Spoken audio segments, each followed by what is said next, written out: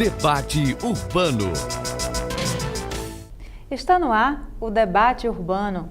Hoje nós vamos falar sobre saúde pública. Sobre este assunto, eu converso com o Dr. Geraldo Ferreira, que é presidente do Sindicato dos Médicos, o CIMED.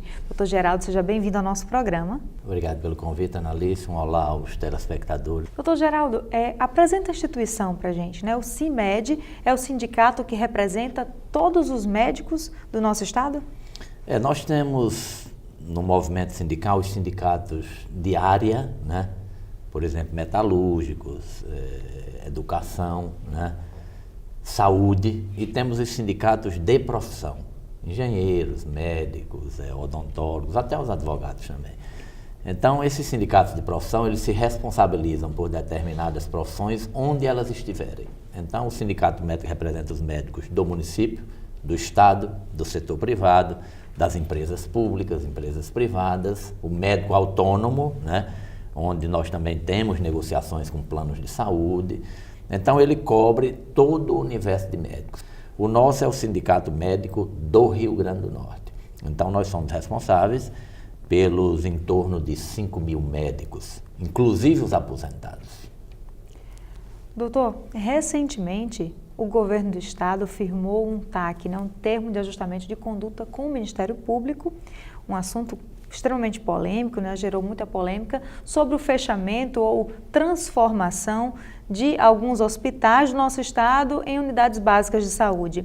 Qual o posicionamento do CIMED, né? Do Sindicato dos Médicos, da categoria em si, sobre esse assunto? Nós nos posicionamos contrariamente. Inclusive, há pouco tempo, nós tivemos também uma reunião com o próprio Ministério Público, onde nós colocamos de novo essa nossa posição. É claro que, nos respeitando, existem essas divergências.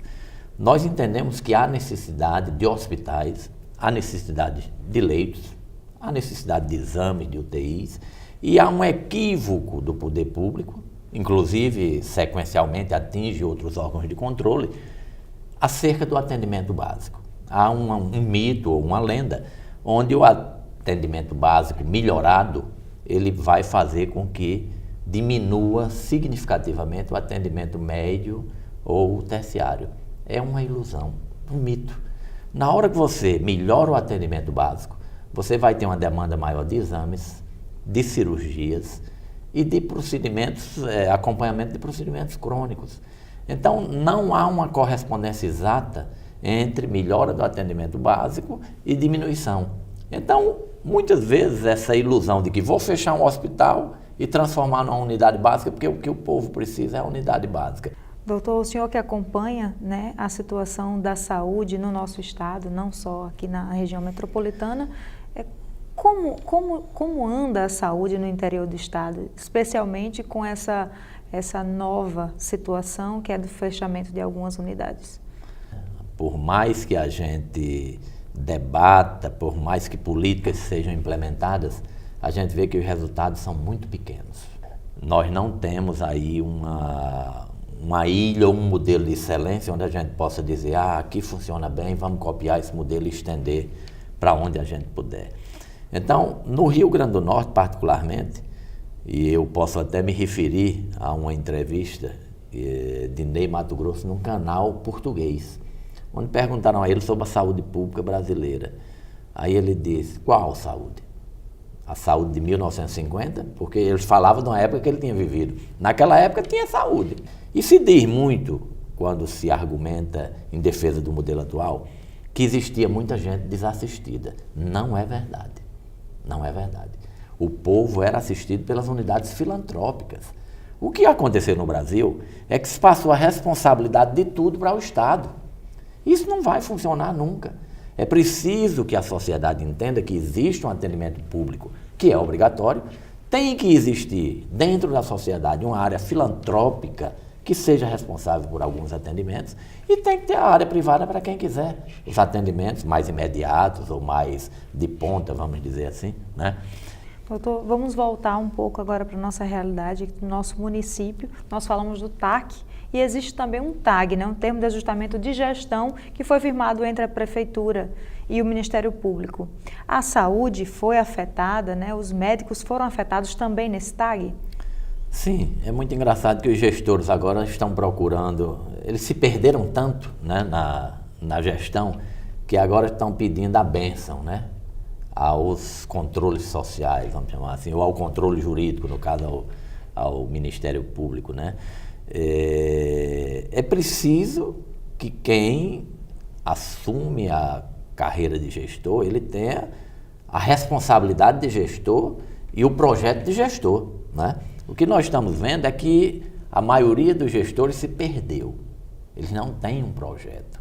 Então, diante hoje de um emaranhado de leis que finda enroscando todo mundo, né? Ou seja, é uma verba que é específica para cá, se você colocou para cá 10 centavos a mais, você vai sofrer um processo de improbidade. É uma confusão tão grande de leis, e a boa vontade e a boa fé hoje se perdeu, ou seja, a justiça não encara nada quando é feito de boa vontade ou de boa fé, que antigamente era um princípio muito presente na justiça, mas hoje não, ou é o carimbo aqui, é para aqui, é para...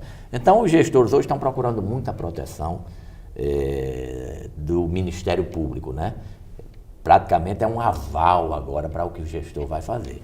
Então eles estão procurando as bênçãos das instituições, e particularmente do Ministério Público, com medo de processo. Agora todo gestor, o medo é de processo por improbidade.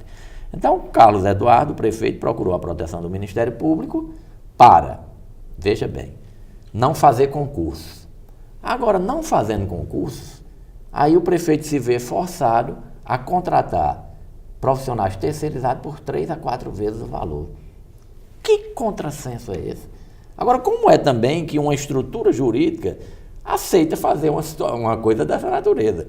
Porque se a população precisa de assistência, e ela não pode morrer à míngua, ela precisa dos profissionais. Mas a prefeitura está proibida de fazer o concurso público por causa da lei de responsabilidade fiscal. Mas ela pode contratar terceirizado, porque a lei não envolve esses terceirizados. Aí ela contrata por 3, 4 vezes mais. Então, há aí um contrassenso muito grande. E o outro aspecto que atinge frontalmente os médicos é a implantação do nosso plano de cargos e carreira. Porque também fazer um concurso público com os valores atuais, nós corremos o risco de ter uma baixa procura pelo concurso e nós ficarmos na mesma situação. Então, nessa visita ao judiciário, o sindicato, através de seu diretor, representante, que esteve lá, sugeriu que dentro do encaminhamento judiciário fosse proposto ao prefeito a implantação, o concurso, para que ele não caia como refém do setor terceirizado, né? Que custará 3 ou 4 vezes mais do que o concursado e do que, no caso, havendo a implantação do plano. Doutor Geraldo, para encerrar, eu gostaria que o senhor deixasse uma mensagem para a população norte rio-grandense, uma mensagem da categoria médica do nosso estado sobre essa atual situação. Os médicos estão em estado de greve, não é isso? Fala um pouco para a população. Eu queria dizer o seguinte, nós nos sentimos muito sós, os médicos, né? Nossas manifestações públicas, nossas manifestações em portas de hospitais, às vezes ou outra vem um paciente dar um depoimento ou um familiar, mas a sociedade ainda não compreendeu que ela pode mudar, né? E nós tivemos esse exemplo há pouco, na história do fechamento dos hospitais, onde quase 10 mil pessoas foram para as ruas de Apodi. E não tem gestor, não tem prefeito, não tem governador que enfrente 10 mil pessoas, não tem. Então a mudança que se quer, a melhora da saúde pública que se espera, ela pode ser feita de 2 formas. Na hora das eleições, votando adequadamente, né? Eu acho que o Brasil já tem recebido muitas lições nos últimos tempos, é preciso saber escolher, né? E cobrando de quem está na gestão, ou seja, se mobilizando, ocupando as ruas. O Ulisses Guimarães já dizia, o político tem medo do povo na rua, né? Então, quem quer defender seus interesses, quem quer uma saúde pública de qualidade, deve se juntar com os médicos, deve se juntar com as categorias que as defendem e ir para as ruas e cobrar o que lhe é direito. Ok, doutor, muito obrigada. Eu conversei com o doutor Geraldo Ferreira, que é presidente do Sindicato dos Médicos do Rio Grande do Norte. Foi um prazer recebê-lo no nosso programa. O prazer foi meu. E o debate urbano de hoje vai ficando por aqui. Eu encontro com você no próximo domingo. Até lá! Debate Urbano.